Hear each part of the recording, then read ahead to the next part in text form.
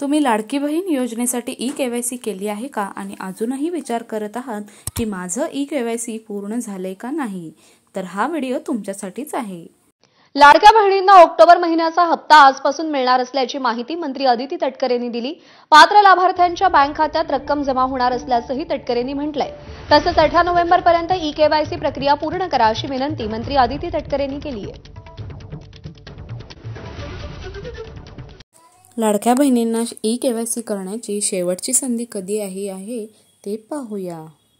लाडकी बहीण योजनेचं ई-केवायसी म्हणजे तुमचं आधार कार्ड सरकारच्या पोर्टलशी जोडणं, म्हणजे जेणेकरून तुमचं पात्रता पडताळून थेट बँक खात्यात हा लाडकी बहीण योजनेचा निधी जमा करता येईल।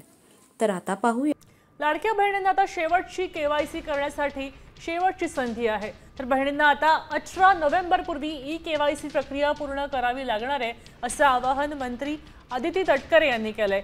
अधिकृत संकेतस्थळावर केवायसी सुविधा उपलब्ध आहेत, यासाठी 2 महिन्यांचा कालावधी दिलेला आहे। तर आतापर्यंत बहुतांश लाडक्या बहिणींनी ही प्रक्रिया पूर्ण केलेली आहे। उर्वरित लाभार्थी भगिनींनी सुद्धा 18 तारखेपर्यंत ही प्रक्रिया पूर्ण करावी, असं तटकरे यांनी आवाहन केलंय। स्टेप नंबर 1, सर्वप्रथम तुमच्या मोबाईलमध्ये गुगल क्रोम किंवा कोणताही ब्राउझर उघडा। स्टेप 2, सर्च बारमध्ये टाईप करा ladkibaheen.maharashtra.gov.in। वेबसाईट उघडल्यानंतर तुम्हाला लाडकी बहीण योजनेचं होम पेज दिसेल आणि तिथे तुम्हाला लाडकी बहीण योजना ई-केवायसी असा ऑप्शन दिसेल। त्या ऑप्शनवर क्लिक करून तुम्हाला तुमचा आधार नंबर आणि रजिस्टर्ड मोबाईल नंबर टाकायचा आहे आणि त्यामध्ये कॅप्चा कोड टाकून OTP पाठवा याच्यावर क्लिक करायचं आहे।